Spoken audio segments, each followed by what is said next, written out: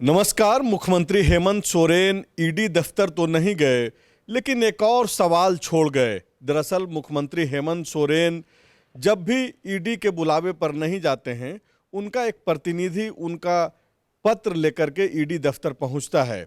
आज भी वही हुआ। छठे समन पर हालांकि ज़्यादातर लोग यह उम्मीद कर रहे थे कि मुख्यमंत्री हेमंत सोरेन ईडी के सवालों का सामना करने ईडी दफ्तर नहीं पहुंचेंगे, लेकिन एक पत्र ईडी दफ्तर भेजा गया और उस पत्र में क्या कुछ है, दरअसल यही तैर रहा है पूरे झारखंड में कि मुख्यमंत्री ने क्या कुछ कहा है। इस पूरे बातचीत में हम लोग इसी पे बातचीत करेंगे और सारा कुछ बताएंगे कि मुख्यमंत्री ने ईडी को क्या कुछ बोला है उस पत्र के जरिए। हमारे साथ मनोज पांडे हैं और सूरज ठाकुर हैं। और इन सब के बीच ईडी दफ्तर नहीं जाकर के जिस तरीके से मुख्यमंत्री सरकार आपके द्वार कार्यक्रम के तहत आज दुमका में थे, दुमका में उन्होंने क्या कुछ खास कहा और इशारों ही इशारों में ईडी को लेकर के क्या कुछ बोला है, वो सारी बातचीत जो है हम लोग बताएंगे। सबसे पहला सवाल पांडे जी से है। पांडे जी, ये बताइए दर्शकों को कि जो लोग इंतजार कर रहे हैं कि पत्र में क्या कुछ लिखा है मुख्यमंत्री ने और ईडी से क्या कुछ पूछा है या फिर क्या कुछ बताया है कि क्यों नहीं वो आ रहे हैं, क्या है उसमें खास? देखिए, आधिकारिक तौर पे तो वो पत्र कहीं नहीं आया है, ना ही ईडी ने मीडिया को दिया है और ना ही, लेकिन जो जानकारी आ रही है वो यही आ रही है कि उन्होंने मुख्यमंत्री ने कहा है कि पहले आप ये स्पष्ट कीजिए कि आप मुझे एक आरोपी की तरह समन कर रहे हैं या जांच में सहयोग चाहते हैं मेरा, उसके नाते आप ये समन कर रहे हैं। दूसरी बात उन्होंने ये भी कही है कि अगर आपको लगता है कि मुझसे कोई सवाल करना वाजिब है या करना चाहिए तो आप वो लिखित सवाल भी भेज सकते हैं मेरे पास और उसके बाद हम अपनी कार्रवाई करेंगे। एक चीज जो सामने आई पांडे जी बातचीत कि मुख्यमंत्री ने पत्र में ही एक चीज लिखा है कि आप जिस तरीके से बार बार समन कर रहे हैं, मेरे ऊपर कोई प्राथमिकी दर्ज नहीं है, तो आप किस एवज में बुला रहे हैं और ये जो बार बार समन है वो मुझे आप परेशान कर रहे हैं। तो क्या वाकई में ईडी जो है परेशान कर रही है सीएम को? नहीं, प्रक्रिया तो वही है कि ईडी जिसके पास प्राथमिकी दर्ज नहीं भी होती है उनको भी समन कर सकती है और ये अधिकार जिला पुलिस का भी है। जिला पुलिस भी किसी को नोटिस करके बुलाती है तो आपको जाना पड़ता है। अगर आप नहीं जाएंगे तो जो ईडी के पास अधिकार है वो जिला पुलिस के पास भी अधिकार है। तो जो एक विकल्प एक तरीके से, हालांकि इसकी कोई आधिकारिक पुष्टि नहीं है, लेकिन जो सवाल लोगों के जेहन में है और उसका जो जवाब तैर रहा है उसी पे हम लोग बातचीत कर रहे हैं कि एक चीज जो विकल्प मुख्यमंत्री ने दिया है कि आपको अगर कुछ पूछना है तो आप मुझे बताइए, मैं उसका जवाब दूंगा। तो ये क्या विकल्प ईडी देगी? ऐसा विकल्प दिया जा भी सकता है या नहीं, क्या आपको लगता है? वो तो ईडी का डिस्क्रिमिनेटरी पावर है कि वो क्या अगर क्वेश्चन तैयार करके भेजेगी तो उसका जवाब आ सकता है कि नहीं, पर मेरे अनुसार से ईडी इस विकल्प को नहीं चुनेगी। क्यों? क्योंकि कई बार आपके सवाल जवाब में क्रॉस क्वेश्चन खड़ा होता है, उन क्रॉस क्वेश्चनों का जवाब नहीं मिल पाएगा। लिहाजा दूसरी बात वो है कि जब ईडी किसी का बयान लेती है तो उसको बाकायदा वीडियो रिकॉर्डिंग करती है और कई लोग वहाँ पर होते हैं जो मतलब सवाल करते हैं और ऐसा नहीं कि ताबड़तोड़ क्वेश्चन आयर सेशन चल रहा है कि एक सवाल खत्म नहीं हुआ दूसरा, एक सवाल के बाद आप अच्छे से समय लेते हैं, फिर दूसरा सवाल आता है, फिर काउंटर सवाल आता है, फिर उससे संबंधित सारे चीजें आती हैं। तो इस प्रक्रिया का सामना तो मुख्यमंत्री हेमंत सोरेन ने किया है। अवैध खनन वाले जो मसले पे ईडी ने बुलाया था तो मुख्यमंत्री तो गए थे, 9-10 घंटे रहे भी ईडी दफ्तर और ईडी के सवालों का जवाब भी दिया। तो मुख्यमंत्री हेमंत सोरेन को भी ये मालूम है कि प्रक्रिया क्या है, पूछताछ कैसे ईडी के लोग करते हैं, क्रॉस करते हैं या नहीं करते हैं। ये सारी जानकारी के बावजूद वो जब अगर एक विकल्प दे रहे हैं कि भाई आप मुझे लिखित तौर पे आप सवाल भेज दीजिए क्वेश्चनायर बना करके, क्योंकि आप जिस तरीके से समन कर रहे हैं वो लग रहा है कि परेशान कर रहे हैं और वो मुझे परेशान किया जा रहा है, इस तरीके का शब्द का भी उपयोग किया गया है अगर पत्र में, तो इस पे ईडी को विचार करना चाहिए या नहीं करना चाहिए? नहीं, मुख्यमंत्री का तो ये व्यक्तिगत एक्सपीरियंस है एक दिन का, उसके ही के आधार पे वो बता रहे हैं, लेकिन उनका एक आधार है कि चूंकि मेरा टाइम लैप्स होगा पूरा, आप एक लंबा ड्यूरेशन वहाँ पे बिताना पड़ता है, तो इससे बढ़िया है कि आप सवाल लिख के भेज दीजिए। मुख्यमंत्री का वाकई में एक्सपीरियंस अच्छा नहीं रहा होगा ईडी कार्यालय, तभी तो वो नहीं जा रहे हैं और कह रहे हैं कि आप क्वेश्चन भेज दीजिए, या फिर आप पहले ये स्पष्ट कर दीजिए कि आप मुझे आरोपी मानते हैं इस वजह से समन कर रहे हैं, या फिर आप चाहते हैं कि मेरे जांच में राज्य के मुख्यमंत्री हेमंत सोरेन भी सहयोग करें, इस आधार पर आप हमको समन कर रहे हैं। तो पत्र के जरिए क्या कुछ मुख्यमंत्री ने ईडी दफ्तर अपनी बात कही है, वो तो पांडे जी लगभग आपको समझाने की कोशिश कर रहे थे। सूरज ठाकुर हैं दुमका में, जो मुख्यमंत्री बोल रहे थे वो काफ़ी गंभीरता से ये सुन रहे थे। सरकार आपके द्वार कार्यक्रम को एक कवर करते हैं और काफ़ी गंभीरता से सुनते भी हैं। सूरज जी, मुख्यमंत्री के भाषण पे पूरे राज्य की निगाहें थी कि मुख्यमंत्री आज क्या बोलते हैं, खास करके तब जब आज ही ईडी दफ्तर जाना था और ईडी दफ्तर नहीं जाकर के वो दुमका चले गए सरकार आपके द्वार कार्यक्रम में, तो वहाँ से क्या कुछ ऐसा कहा है जो लगता है आपको कि दर्शकों को बताना बेहद ही जरूरी है? देखिए, सबसे बड़ी बात है कि तकरीबन उसी समय जब उनको ईडी ऑफिस में आना था, उनका कारकेड जो है उसी रास्ते से गुजरा, दफ्तर के सामने से गुजरा, वो एयरपोर्ट चले गए, फिर दुमका गए। तो दुमका में उन्होंने जनसभा के दौरान ये कहा कि कई लोगों को ये लगा था आज कि मैं यहाँ नहीं पहुँच पाऊँगा।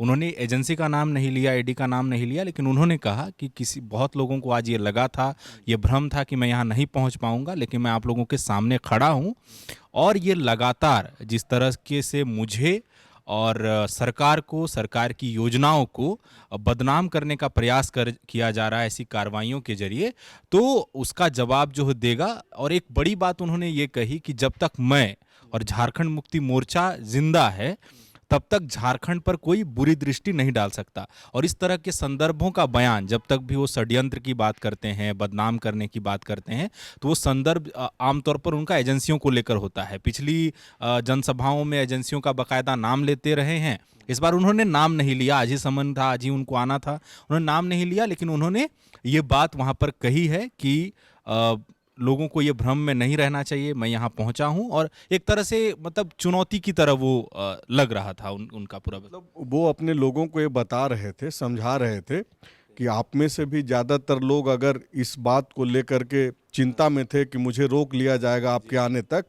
तो वो संभव नहीं है क्योंकि मैं हूँ और झारखंड मुक्ति मोर्चा है। हाँ, निश्चित तौर पर उन्होंने यही बात कही कि कई लोगों को लग रहा था कि मैं यहाँ, उन्होंने कहा कि ये मतलब उनके वक्तव्य को ध्यान दीजिए कि उन्होंने कहा कि ये नहीं कहा कि मैं नहीं आ पाऊंगा। उन्होंने कहा कि अगर आप लोगों को ये लग रहा था कि मैं यहाँ नहीं पहुँच पाऊंगा या मुझे पहुँचने नहीं दिया जाएगा, तो ये गलतफहमी लोगों की दूर हो गई होगी, मैं यहाँ पर खड़ा हूँ। दूसरी बात उन्होंने एक और जिक्र किया कि उन्होंने किसी पार्टी या व्यक्ति का नाम नहीं लिया, लेकिन उन्होंने कहा कि मेरे ही बिरादरी और समुदाय के कुछ लोग उनकी तरफ से मिलकर षड्यंत्र कर रहे हैं, चतुराई से ऐसे फैसले किए जा रहे हैं, ऐसी कार्रवाइयाँ की जा रही हैं जिससे हमारी सरकार और हमारे योजनाएं और मुझे बदनाम किया जा सके, लेकिन ये संभव नहीं है। एक बात मैं ये जोड़ना चाहूँगा कि जो इन्होंने आज पत्र के माध्यम से ये जो जानकारी दी है कि मुझे आरोपी के तौर पर बुलाया जा रहा है या सहयोग के लिए बुलाया जा रहा है, जब उनकी याचिका खारिज हुई थी हाईकोर्ट से और उस दिन जो सुनवाई हुई थी, उस दिन भी उनका जो पक्ष रख रहे थे अधिवक्ता, उन्होंने भी यही सवाल पूछा था कि मुझे, चूंकि प्राथमिकी दर्ज नहीं है इसमें और मुझे जो नोटिस किया जा रहा है वो स्पष्ट नहीं है उस नोटिस में कि मैं केस में आरोपी हूं या मैं सहयोगी हूं। तो उस पर हाईकोर्ट ने सुप्रीम कोर्ट के एक फैसले का हवाला देते हुए और जो उनके प्रतिवादी हैं, जो ईडी की तरफ से पक्ष रख रहे थे, उन्होंने ये बात कही कि उस एक केस का हवाला देते हुए कि देखिए, ईडी को जब भी लगता है ऐसे मसलों में कि किसी संबंधित व्यक्ति से पूछताछ की जानी चाहिए, तो वो पूछताछ करती है, वो बुलाती है और वो उसका विशेषाधिकार है, इसमें कोर्ट हस्तक्षेप नहीं, इसमें हस्तक्षेप कोर्ट नहीं करेगी। एक जो चीज जो हेमंत सोरेन आज बोले दुमका में कि मेरे ही समाज के लोग, मेरे ही बिरादरी के लोग इस तरीके का षड्यंत्र कर रहे हैं, आपको क्या लग रहा है कि ये बाबूलाल मरांडी पे इशारों में बातचीत कर रहे थे? चूंकि ईडी का भी उन्होंने जिक्र नहीं किया, लेकिन बोला ईडी के बारे में ही, बाबूलाल का नाम का तो जिक्र उन्होंने नहीं किया, लेकिन जिस तरीके से वो इशारों में बोल रहे थे, तो आप किस तरीके से इस बयान को ले रहे हैं? देखिए, ये पहली बार नहीं है जब इन्होंने एक सेम लाइन कहा हो। इन्होंने पाकुड़ की जनसभा में ये बात कही थी, भोगनाडीह की जनसभा में भी ये बात कही थी कि मेरे ही बिरादरी के कुछ लोग उनकी तरफ मिलके और कर रहे हैं। फिर उसमें एक बयान, उसी में एक कदम आगे बढ़ते हुए उन्होंने नाम नहीं लिया और कहा कि एक व्यक्ति जो बहुत दिनों तक शिबू सोरेन बनने की कोशिश करता रहा, 14 साल तक प्रयास किया और फिर नहीं बन पाया। तो कहीं ना कहीं ये जो बयान बार बार उनका आता है, और अभी आप देखेंगे कि झारखंड की राजनीति में आदिवासी चेहरे के तौर पर वो प्रदेश अध्यक्ष भी हैं, तो समकक्ष अगर आप देखेंगे तो आरोप प्रत्यारोप होता ही है। अभी तुरंत 2 घंटे पहले ही ANI से बातचीत बाबूलाल मरांडी ने की है, और आज मुलाकात के कयासों पर भी उन्होंने उनसे सवाल पूछा गया कि आज आपकी मुलाकात के कयास थे, तो उस पर आप क्या कहेंगे? दर्शकों को यहाँ पे पहले बता देते हैं, उसके बाद आप कंटिन्यू कीजिएगा कि एक खबर दोपहर में आज आई कि हेमंत सोरेन से बाबूलाल मरांडी ने मुलाकात की है। एक न्यूज चैनल पे इस तरीके की खबरें चली,